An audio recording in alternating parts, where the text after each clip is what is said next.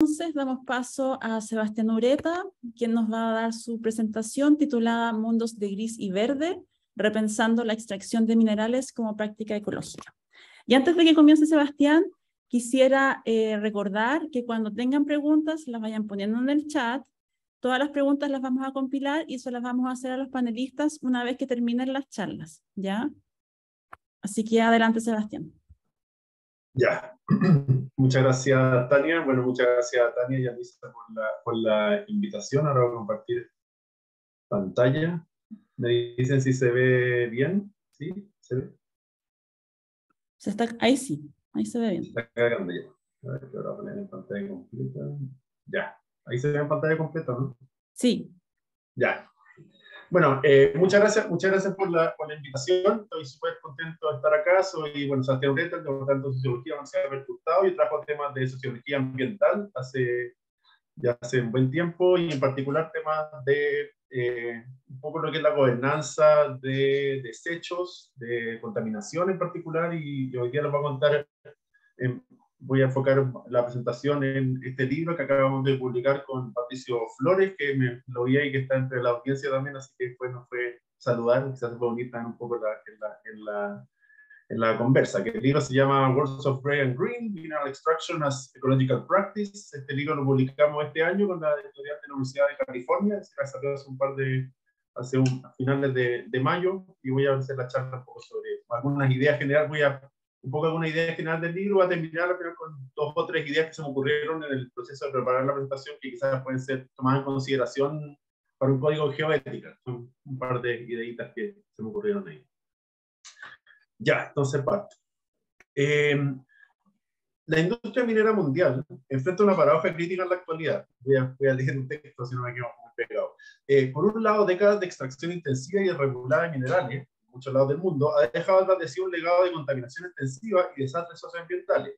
Especialmente en el sur global, estos daños suelen ir acompañados de múltiples formas de violencia y despojo contra las poblaciones locales, principalmente grupos indígenas. Estos desarrollos han llevado a que la industria sea ampliamente vista como el ejemplo más evidente de lo que se conoce como extractivismo, o una dinámica productiva en la cual la extracción de minerales aparece como inseparable de múltiples formas de daño ambiental y social. Por el otro lado, la extracción de minerales está inextricablemente unida con nuestras formas de vida, desde enormes estructuras de hormigón y acero hasta los chips de nuestros teléfonos. El esqueleto y las venas de nuestras formas de vida están hechos de minerales que fueron extraídos de algún lugar. De hecho, se podría decir que hemos vivido en ordenamientos sociomateriales desde los albores de la civilización humana, y seguiremos haciéndolo en el futuro previsible. Como señalara hace muchos años el geólogo ruso Vladimir Vernadsky, los seres humanos somos minerales andantes, parlantes. Incluso los esfuerzos urgentes por lidiar con las consecuencias negativas de la incesante extracción de minerales se basan, paradójicamente, en más extracción. La transición desde regímenes basados en combustibles fósiles hacia nuevas formas de energía renovable y no contaminante requiere el uso intensivo de diversos minerales, desde el litio hasta el cobre. Algunos de estos minerales podrán reciclarse a partir de infraestructuras en desuso, como ocurre con un movimiento súper interesante, me parece, de lo que se conoce como minería urbana, mientras que otros pueden utilizarse de forma mucho más eficiente, pero la gran mayoría de estos tendrán que extraerse del subsuelo. Esta continua centralidad de la extracción de minerales no significa que tengamos que limitarnos a aceptar sus consecuencias negativas. La urgente necesidad de descarbonizar nuestra matriz energética es solo uno de nuestros problemas medioambientales.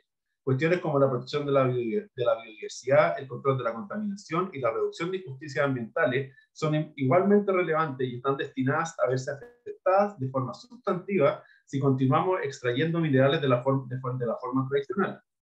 Por tanto, necesitamos transformar radicalmente los principios y las prácticas que sustentan la extracción de minerales en el antropoceno, de modo que la búsqueda de minerales para hacer frente a un problema medioambiental crítico, como el cambio climático, no acabe empeorando muchos otros. La cuestión fundamental, por tanto, no es si la extracción seguirá siendo relevante en el antropoceno, sino qué tipo de extracción vamos a llevar a cabo. En nuestro libro, Worlds of Gray and Green, Mineral Extraction as Ecological Practice, nosotros buscamos invitar a explorar nuevas formas de pensar la extracción de minerales en el antropoceno. En particular, buscamos desafiar miradas convencionales que ven en las faenas mineras solamente espacio para la extracción y procesamiento de minerales, entendiendo a estos minerales como materiales neutros e inertes. Por el contrario, planteamos que la extracción de minerales también debe ser entendida como una práctica ecológica, en el sentido de que las faenas mineras generan siempre efectos en la ecología que nos rodean, modificando múltiples procesos ecosistémicos. Con frecuencia estas modificaciones apuntan a efectos negativos en procesos ecológicos preexistentes, pero también en algunos casos la actividad minera da origen a ecologías completamente nuevas. Para plantear estos argumentos nos basamos en un estudio de caso particular y altamente atípico para la minería nacional, y yo diría también mundial, que es el embalse Carén, el depósito de relaves actual de la mina del Teniente, Codelco, Chile, localizado en la comuna de Alhué. Inaugurado en 1987, más de 200.000 toneladas de relaves llegan a Carén cada día, progresivamente haciendo desaparecer la cuenca en la cual este se ubica. Este proceso ha resultado en diversos efectos socioambientales negativos, tanto en términos de formas de contaminación cotidiana como en episodios de desastre, como un derrame masivo ocurrido en el año 2006. Sin embargo, el embalse Carén también ha producido otros efectos. Como todo el Valle Central de Chile, la cuenca donde se ubica el embalse Carén está enfrentando una extrema sequía en los últimos 15 años, la cual ha reducido significativamente, incluso ha eliminado, la mayoría de los cauces superficiales de agua de la zona, haciendo desaparecer tanto ecología como actividades productivas. Sin embargo, el pequeño estero que cruza la cuenca donde se ubica el embalse Carén presenta un flujo de agua sustantivo y constante todo el año. Debido a los 90 kilómetros que separan el embalse con la mina, y además la mina está a 2.000 metros de altura, el embalse está a 700, de subir la diferencia de altura también, las aguas claras de relave que llegan a Carén no pueden ser reintegradas al procesamiento de minerales, como ocurre en la mayoría de las faenas mineras nacionales.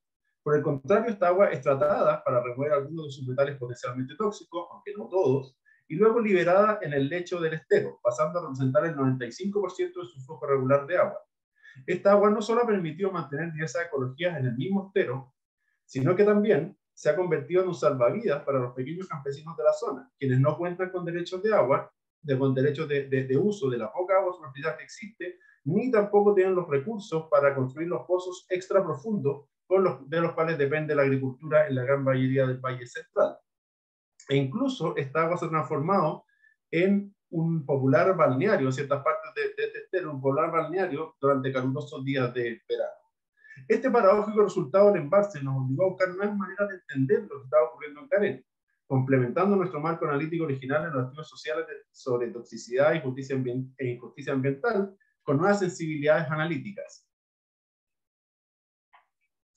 Un componente esencial en este proceso de repensar nuestro acercamiento a Carén fue un artículo publicado en el año 2004 por los geólogos Caldwell y Caldwell, en el cual desarrollan el concepto de geosimbiosis, entendiéndola como una relación recíproca en la cual la reestructuración y proliferación de un mineral afecta la tasa de proliferación de un organismo, y la reestructuración y proliferación del organismo afecta la tasa de proliferación de un mineral. Desde la óptica de la geosimbiosis, más que una suerte de guerra, como usualmente se ve, entre relaves tóxicos y ecologías locales, lo que vimos en Carén se nos develó como un proceso de entrelazamiento continuo entre múltiples minerales y seres vivos, desde bacterias a seres humanos. Este marco analítico parecía como muy fructífero para entender lo que estábamos viendo en Carén, pero también tenía un riesgo importante. Una de las cuestiones más problemáticas del desarrollo que ha tenido el desarrollo histórico de teorías sobre la simbiosis en biología evolutiva ha sido la tendencia de muchos de sus practicantes a equiparar los entrelazamientos simbióticos con ordenamientos moralmente superiores. Frente a la expansión desenfrenada del capitalismo y el neoliberalismo en la actualidad global y su fetichismo por la competencia individual, la simbiosis parecía naturalizar un ordenamiento social alternativo en el cual la cooperación y el cuidado mutuo eran la norma y no la excepción. Sin embargo, como ha señalado Jan Sarre en su historia de este campo analítico, y aquí cito, este estrecho significado del término simbiosis es difícil, si no imposible, de aplicar a las situaciones reales. Entonces la pregunta crítica que nosotros nos planteamos al redactar y empezar a escribir el libro es cómo poder analizar espacios como Carén desde un modelo de la geosimbiosis sin caer en la trampa de moralizar estos encuentros entre minerales y seres vivos como algo siempre positivo, que obviamente es algo que no ocurre en Carén en muchos momentos. Para esto, decidimos ampliar los tipos usuales de posibles a considerar en la geosimbiosis, sumando a los tres tipos usuales de simbiosis biológica: mutualismo, comensalismo y parasitismo. El mutualismo en general es una relación entre dos entidades que siempre es positiva, si los dos están ganando. El comensalismo es positivo solo para uno de ellos y para el otro es neutro, se podría decir. Y el parasitismo es positivo para uno y es detrimental para el otro, pero en términos limitados. Es decir, no es algo que genere a largo plazo un efecto. Es decir, todos tenemos parásitos en nuestro cuerpo que viven con nosotros durante toda nuestra vida. Agregando a estos tres tipos de relaciones, un cuarto tipo, que son lo que nosotros denominamos la geosimbiosis tóxica. Las geosimbiosis tóxicas se refieren a interrelaciones entre minerales y seres biológicos que terminan dañando de forma sustantiva y permanente a uno de los participantes, usualmente el componente biológico. Estas relaciones siguen siendo simbióticas porque reportan algunos beneficios marginales al huésped biológico, como el alivio temporal de otras necesidades o la paradójica libertad resultante de ser demasiado tóxico para ser comido o controlado. Estos beneficios, sin embargo, son siempre temporales, ya que las geosimbiosis tóxicas siempre conducen, en el mediano o corto plazo, a la ruina final del huésped biológico, entonces es que tiene que ser cortada. La introducción de esta noción de la geosimbiosis tóxica nos permitió rebalancear el modelo de la geosimbiosis, enfatizando que estas geosimbiosis no son siempre beneficiosas, sino que algo que puede parecer beneficioso en un principio, como el hecho que haya, por ejemplo, agua en el estero, puede llegar a largo plazo a un daño permanente importante de uno de los huéspedes, es decir, gente que, no sé, porque consume esta agua y que puede resultar en el largo plazo en algún tipo de enfermedad. Entonces, un poco nuestra conclusión al respecto es que las geosimbiosis no tienen una única finalidad, tampoco una única consecuencia, es decir, no tienen una moralidad de esta forma inherente. Creemos que el modelo de la geosimbiosis nos ofrece múltiples caminos posibles para repensar la conexión entre los mundos geológicos y biológicos en contextos extractivos, algo especialmente valioso en un contexto, en un momento en el cual nuestros caminos se están estrechando peligrosamente debido a la crisis ambiental. Y aquí concluyo con algunas ideas que se me ocurrieron un poco al momento de preparar esta presentación. ¿Qué implicancia podría tener el modelo de la geosimbiosis, o más seriamente el modelo de la geosimbiosis para un código de geoética, en particular en relación a la actividad de extracción de minerales? Me parece que tender a las faenas mineras como espacio en donde emergen múltiples geosimbiosis nos obliga a ampliar los márgenes de responsabilidad ética que conlleva el desarrollo de proyectos extractivos.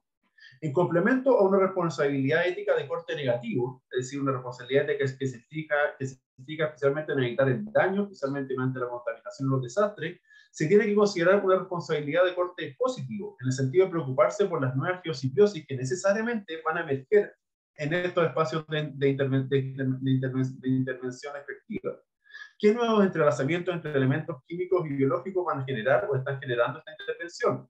¿Cuáles son sus efectos en términos del bienestar de las entidades vivas y no vivas involucradas? ¿Cómo podemos intervenir sobre la geosimbiosis tóxica e incentivar geosimbiosis de corte más mutualista o más de mutuo beneficio para los implicados? El intentar responder a estas preguntas deberá forzar a los actores y entidades a cargo de la planificación, evaluación, manejo y regulación de proyectos extractivos a repensar radicalmente tres nociones, incluso a descartarlas, como puse ahí. Puede ser más repensar que descartar, pero es interesante un poco el desafío. En primer lugar, descartar la idea de la pureza. Es necesario descartar la idea de que se pueda hacer una división limpia entre elementos puramente geológicos y aquellos de índole biológica y social. Las faenas mineras son mundos de relaciones heterogéneas e impuras, la cual nos obliga a considerar un número mucho más amplio de entidades y procesos a la hora de tomar decisiones, procesos tanto geológicos como biológicos y sociales, sumando nuevas formas de experticia y evaluación. La relevancia, por ejemplo, de los factores sociales se reconoce hace un montón de tiempo con todo el tema de lo que es la responsabilidad social corporativa y todo esto, pero un poco lo que no puede ser que el tema biológico todavía está un poco vertido, así como podemos pensar a las minas como espacios de efervescencia biológica también y de generación de mundos de la vida también. En segundo lugar, un segundo elemento interesante me parece a considerar es la idea de descartar la noción de externalidad, este economicismo que está tan extendido en todas las formas en las cuales nosotros evaluamos mucho de los efectos de nuestras intervenciones. Al planificar es necesario entender que no existen las externalidades de los procesos extractivos, sino que todo es interno a estos, especialmente entidades como relaves cuyas futuras geosimbiosis deben ser consideradas y manejadas. descartando la idea de que lo único que se necesita es mantenerlas aisladas de su entorno. Los tranques de relave nunca están aislados de su entorno, especialmente en el caso chileno. Es decir, en el momento mismo en el que uno deja una masa sustantiva de agua expuesta a la atmósfera en un contexto árido, especialmente en un contexto que está experimentando una sequía brutal, esa agua va a traer una multitud enorme de entidades biológicas. En el embalse Carena había, y no solamente microorganismos, un tema que nosotros, que lo hablamos en el libro, un pequeño caso, y tratamos que en el embalse Carena, dentro de las aguas claras, hay carpas. Hay estos peces que son de 20, 30, 40 centímetros, que nadie sabe cómo llegaron, nadie sabe si están ahí antes del entero, si alguien los puso, pero hay centenares de carpas que viven en este espacio, y que también es un ejemplo súper claro de cómo el agua atrae vida. En un contexto árido, en un contexto experimentando desertificación progresiva, los embalses van a traer siempre mucha vida, y eso hay que darnos cuenta que es parte del proceso en algo externo. Y finalmente, un tercer elemento que nos parece importante es esta idea de descartar la idea del CIAP. Es decir, el reconocimiento de la geosimbiosis debiera también conllevar una flexión sustantiva de los marcos espaciales y temporales de los proyectos, entendiendo que los procesos a afectar tienen una amplia genealogía previa y especialmente que sus efectos en el tiempo son de larga data y heterogéneos, obligándonos a abandonar la fantasiosa idea de que los proyectos mineros pueden de alguna forma cerrarse. En su reemplazo, tenemos que empezar a pensar en modos de cuidado a perpetuidad, sin plazos o límites fijos. En resumen, el modelo de la geosimbiosis nos obliga a complementar una ética negativa de evitar daño con una ética más positiva, incluso proyectiva, en la cual las operaciones reactivas deben ser consideradas siempre como un nuevo espacio para el surgimiento de la vida, de nuevas ecologías. Solo de esta manera las industrias extractivas podrán realmente contribuir a generar un antropoceno más generativo que los actualmente no existentes. Muchas gracias. No voy a terminar de compartir. Muchas gracias, Sebastián, por tu presentación. Muy provocativa, las ideas que nos dejaste. Les recuerdo, no he visto el chat, pero les recuerdo que pueden dejar sus preguntas en el chat, ¿sí? Y ahora entonces vamos a dar paso a la presentación de Verónica Oliveros. No sé si está ahí la Vero. Ahí. Sí, ahí estoy, sí.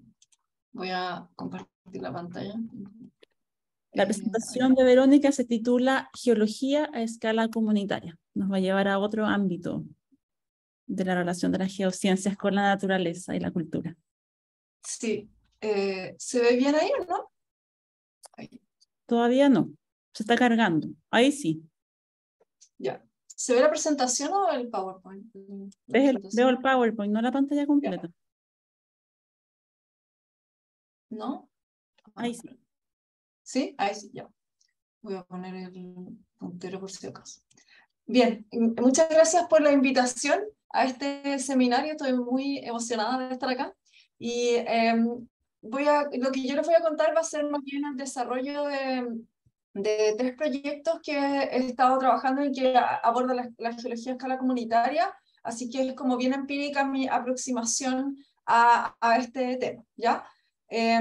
Bueno, voy a partir contándoles con... yo comencé a entrar a este mundo de la geología a escala, o esta reflexión de la geología a escala comunitaria hace muy poco tiempo. No está muy relacionado con lo que yo normalmente desarrollo en términos científicos, pero me he dado cuenta que hay mucho espacio allí para la geología y por eso me interesó poder participar acá, ¿ya?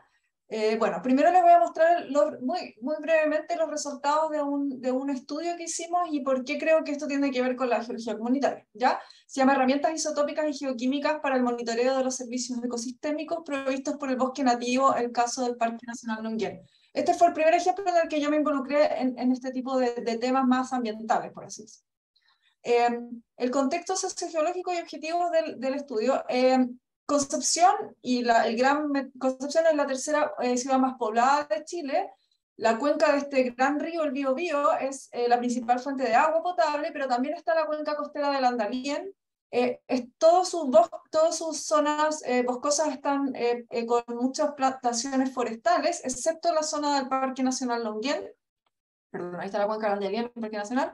Y como el resto de Chile está bajo una sequía de más o menos una década, y esto ha gatillado, o ya de antes, muchos conflictos socioecológicos asociados a la provisión y a la calidad de las aguas. En ese contexto, lo que quisimos hacer en este estudio fue caracterizar los servicios ecosistémicos del Parque Nacional Longuén, provisión y calidad de agua principalmente, compararlos con los que proveen las plantaciones forestales, y sobre todo explorar herramientas de bajo costo para el monitoreo de estos servicios. Y bueno, solamente decir que, ¿por qué es importante las cuencas costeras? Porque las cuencas costeras son un espacio más bien limitado en Chile. Casi toda el agua que nosotros nos proveemos viene de grandes cuencas que están en los Andes. Las cuencas costeras son mucho más pequeñas, generalmente no están asociadas a grandes poblaciones, y por no tener grandes montañas están dependen mucho más del ciclo hidrológico estacional, y por lo tanto muchas fuentes de agua dependen de la retención de la humedad en el suelo, ¿ya? Así, en Concepción, la mayor parte de la población se abastece de la gran cuenca del Biobío, pero hay una parte de la población que se abastece de la cuenca del Andalién, que está conectada con el Parque Nacional Longuén. Y en general en Chile, estas cuencas costeras tienen problemas de gestión del agua muy locales, de poblaciones lugares de baja población, que principalmente es rural, y que por lo tanto tienen escasos recursos para el monitoreo y también muy escasos recursos para las plantas de tratamiento de agua, ¿ya? Entonces, lo que nosotros hicimos fue hacer un muestreo nacional, estacional, en 3 microcuencas del área del Longuén, una que tenía plantaciones forestales y bosque nativo, otra que tenía solo bosque nativo y otra que era más urbana. Tomamos los parámetros físico-químicos en el agua directamente, medimos nutrientes de una manera muy barata, digamos, e isótopos también con una metodología bastante barata. Y lo que hemos visto, nuestros resultados actuales, es que hay una mayor contribución de las aguas subterráneas en las zonas donde hay bosque nativo, por lo tanto la vegetación está incorporando, está ayudando a mantener la humedad y el agua. Eso ya se había visto, pero con métodos un poco más caros y costosos, que la cantidad de nutrientes, que en este caso son contaminación, disminuye cuando las aguas pasan por el bosque nativo, y eso se puede ver, digamos, más o menos en tiempo real en las estaciones, y que este efecto se intensifica tanto de aumentar la provisión y limpiar las aguas en las estaciones secas, ¿ya? Entonces, esto nos sirvió, digamos, para aproximarnos al hecho de que uno podría utilizar ciertas herramientas para verificar que efectivamente el bosque nativo o las soluciones basadas en la naturaleza tienen una implicancia directa en la calidad de este recurso tan importante como el agua. Esa es la primera cosa que quería mostrar. La segunda es un proyecto de ciencia pública que está relacionado con el Longuén, porque también es un parche de bosque nativo en medio de la ciudad de Concepción. Es un que terminó, duró un año el año pasado, y se llama Biocultura Urbana, Diálogos Ciudadanos en el Alto Caracol. Y acá me moví un poco más de lo que es exclusivamente geológico a esto que es biocultura, que es la relación, y voy a tomarme de la presentación anterior, un poco simbiótica entre los asentamientos humanos y la biodiversidad y la evolución de la biodiversidad. Como una idea de que los asentamientos humanos son parte de la biodiversidad y la cultura es parte de la biodiversidad también, y se mueve asociada a ella, ¿ya? Y también aquí este proyecto tenía el concepto del diálogo, para decir que nosotros podíamos dialogar entre expertos y expertas científicos y expertas locales de la comunidad a un mismo nivel sobre lo que entendemos por la biodiversidad, el ecosistema y los sistemas socioecológicos. ¿Ya? Acá, en este proyecto de Ciencia Pública, la institución beneficiaria fue la Junta de Vecinos de la Agüita de la Perdiz. La Agüita de la Perdiz es una población emblemática de Concepción, que tiene una alta organización de los vecinos, está ubicada acá, alrededor del cerro, al lado del Cerro Caracol, que es un parche de bosque nativo en la ciudad, como decía. Está muy segregada socialmente, en un barrio relativamente de clase media alta, con la universidad al lado, pero con muy poca conexión con estos dos barrios. Que tiene muchos conflictos producto de la toma de terreno, contaminación atmosférica, incendios y la delimitación del Parque Metropolitano Cerro Caracol, que es un parque también que se está generando, que es muy importante, que recibe muchos turistas internos. El proyecto nació, tiene su origen en el estallido social, porque a partir del estallido social nosotros empezamos a tener reuniones y nos dimos cuenta de la problemática que había en el Cerro Caracol. O sea, ya lo sabíamos, pero lo vimos colectivamente. Y ahí, cuando se abrió la convocatoria de Ciencia Pública con un grupo de vecinos del barrio universitario de La Agüita, pensamos que sería bueno presentar un proyecto, lo presentamos, nos apoyó la Universidad de Concepción, porque muchos de los que vivimos por ahí somos de la Universidad de Concepción. Y nuestro proyecto tenía como idea hacer 10 talleres en la modalidad del diálogo de saberes, y que todos los participantes de este diálogo aportaran al levantamiento de un mapa biocultural, ¿ya? Los talleres fueron 5 talleres para todo público, 5 para niños, en estos temas que están acá. Hicimos dentro de la comunidad, mucha difusión para llegarlo, y establecimos los compromisos para el diálogo. En cada taller habían científicos de la Universidad de Concepción y expertos conocedores del cerro, pobladores, y dijimos, bueno, aquí lo que tenemos que hacer es dialogar, no dar cátedra, no estar tratando de poner una jerarquía en el conocimiento, sino que hacerlo de manera bien horizontal. Eso nos resultó bastante bien, y los talleres eran básicamente caminatas alrededor del cerro, en el que íbamos parando en distintos puntos y viendo los aspectos que mencioné antes. En particular, uno importante, bueno, este es el resultado, este es un mapa biocultural, la leyenda no la puedo mostrar acá, pero la leyenda está hecha a partir de los relatos de los pobladores y los científicos sobre los distintos puntos del cerro, y también muestra muy bien un poco el sistema hidrológico del cerro, que es importante porque es esto que yo les decía, que es este sistema que depende mucho del ciclo hidrológico y que de la retención de la humedad en el suelo, ¿ya? Agüita de la Perdiz, el nombre de la población tiene que ver con las vertientes. En esta población está llena de vertientes, ya por eso se llama Agüita de la Perdiz, ¿ya? Entonces, esto fue un ejercicio muy importante para poder conocer, valorizar y incorporar, porque también nos sirve para incorporar el conocimiento local sobre este ecosistema que es muy importante dentro de la ciudad de Concepción. Y finalmente, este proyecto nos llevó a otro, que se llama, que es un proyecto anillo, que está recién comenzando, con esto voy a terminar, que se llama Laboratorios de Ecodiseño para el Cambio Climático, Gobernanza y Cuidado de Comunes en Áreas Costeras del Centro-Sur de Chile, ¿ya? Y aquí este es un proyecto multidisciplinario, hay personas de la sociología, de la antropología, del derecho y de las ciencias de la tierra, estamos trabajando en conjunto en 3 localidades específicas, ¿ya? Partimos desde que hay una interrelación entre el cambio climático, que es un fenómeno de escala global, pero que tiene una bajada, por así decirlo, local muy relevante, muy particular a cada zona, ni siquiera a cada comuna o a cada región o a cada país, sino que a cada microcuenca, área, pequeña localidad. Hay una interrelación entonces entre cambio climático, los bienes comunes naturales, y su gobernanza ambiental, que debe ser hecha en un codiseño, es decir, entre quienes podrían conocer este cambio climático de forma global y teórica abstracta, y quienes viven en el territorio. Eso entonces está basado en decir que estos son sistemas socioecológicos, ¿ya?